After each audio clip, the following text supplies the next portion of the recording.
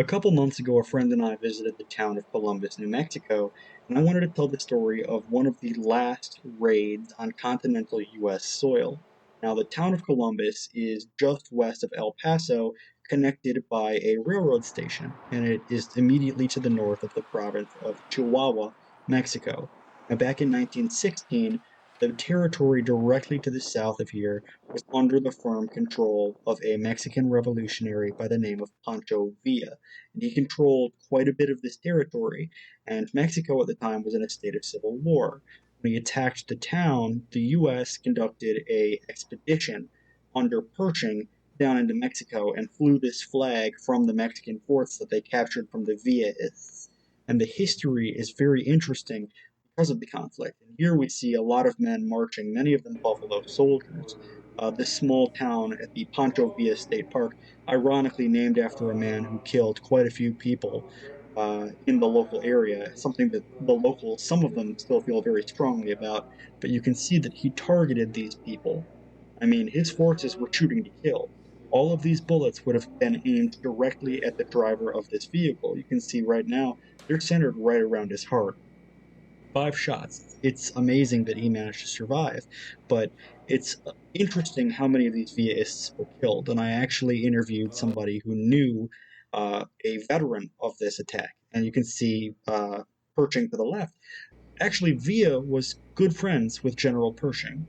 And the layout of the attack happened because essentially Villa was fighting a group of an opposing faction in Mexico called the Constitutionalists, and Pershing soldiers shined spotlights on the Villaists' position. And because of this, they lost the battle. And needing supplies, the Villaists raided a nearby town in November and lost their respect in the eyes of the public. Villa was no longer, in parts of Mexico, seen as this Robin Hood figure. And because of that, he vowed to attack Americans. The Americans, meanwhile, recognized the Constitutionalists and said, "You can ride on our railroads and come and go freely." So Villa vowed to attack American railroads carrying Constitutionalists.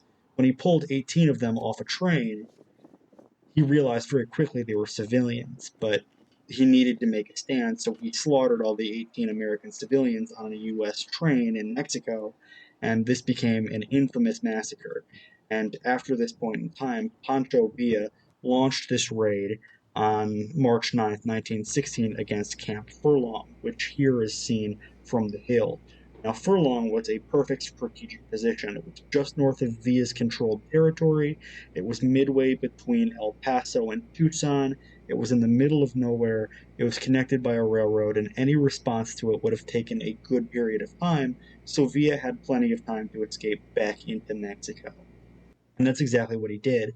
And you can see here, our inventory of vehicles at the time was about 100 vehicles. And this was, some people even think it was a prelude to World War I to prepare us. The airplane here, these were the first airplanes, and this was actually the reason behind the creation of the American Air Corps. Our first engagement was flying to Mexico, not in the fields of France or in Belgium. Uh, this is a fascinating period because Manifest Destiny had ended in America a couple decades prior, but we all wanted to go off to war and fight for a cause because it's something that young men want to do. They want to see the world and they want to come home as adventurers and, hardened soldiers. But the camp that was here before and supporting this was called Camp Furlong. And the recreation hall is the last surviving building from the original camp structure. It was mainly infantry, but it was also people supporting the railroad that went through. And here we met the grandson of a veteran of this battle who had a fascinating insight. Um, but yeah, he came down here from Michigan and was with Blackjack Pershing, and he chased him all. They chased all over Mexico. But what happened with him? He got discharged before they sent his troop over to Europe, so he never went over to Europe. But he So, was down here with Pancho Villa, chasing Pancho Villa. what was his name? James Brown. And you said you just wrote a book recently on Well, I it. read a book. Yeah, it's a book out on War on the Border is what it's called. War on the Border. And it's very well done. It describes the background to the Pancho Villa raids and what he did down in Mexico and Pancho and Pershing's efforts to try and corral him down in Mexico. Basically, was didn't accomplish anything. But a lot of that is just like Vietnam. They wouldn't let the army do what they needed to do. The politicians kept holding them back from what they should have done. If Patton, who was here, would have had his way, and Pershing would have had their way, they would have caught Pancho Villa. So what was it like talking to your grandfather? Oh, it's been so long. He's been dead since 1973. But I remember him saying that it was hot as hell. And they slept on cots like you saw in there. I don't remember much else. It's just like guard duty. Yeah, he did say they would guard some of the Vista prisoners that they caught and put them like in a little rope fence. And they had, one of the prisoners tried to escape, they could yell out, "Ho, ho, ho," as quickly as they could. If they didn't, shoot them. I remember him saying that. He did guard some of the Pancho Villa's prisoners that they caught. Did he see any actually get killed? He probably shot some. So a lot of them were shot. Well, I'm not saying he did, but I'm sure he did. They caught quite a few of them. And if one of Pancho's men died, what would they do with the body? Send it back to Mexico, or? Probably not. Probably just throw it in the dirt.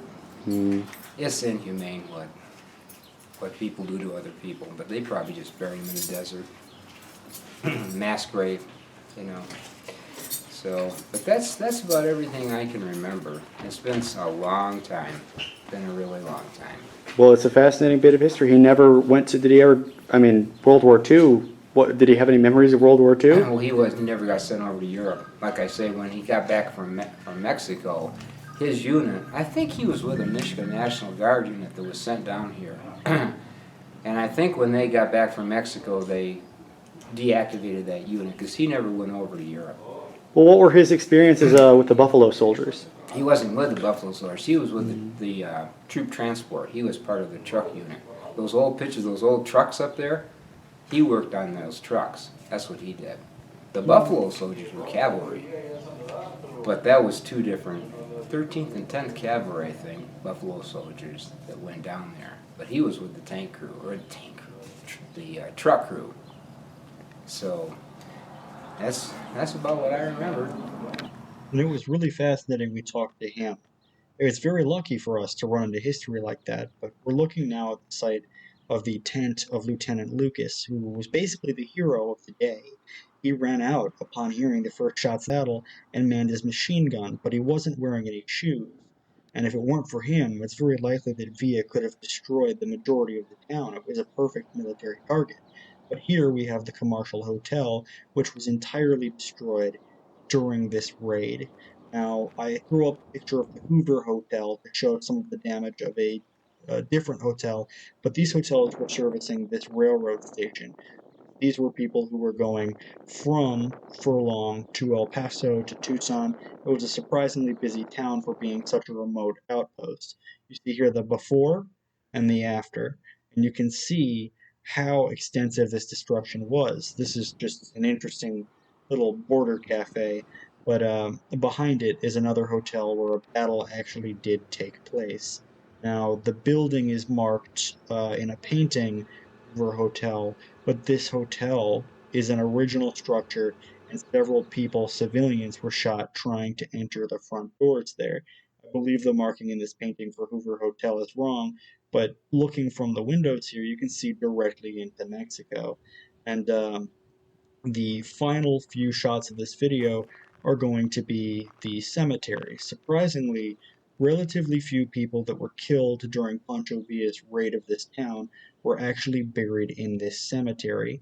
Here are just a couple of veterans who later went off, natives of this town, to Korea, World War II, because they wanted to see the world or because they enlisted or got drafted. But it was a good way to get out of this small community and see the world. But here we have a grave of an unfortunate rancher named Henry McKinney, who you can see died on March 7th, not the 9th.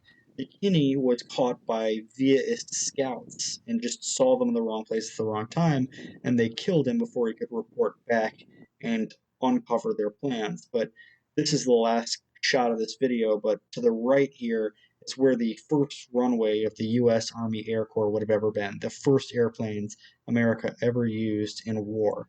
and a few more shots are going to come up after this.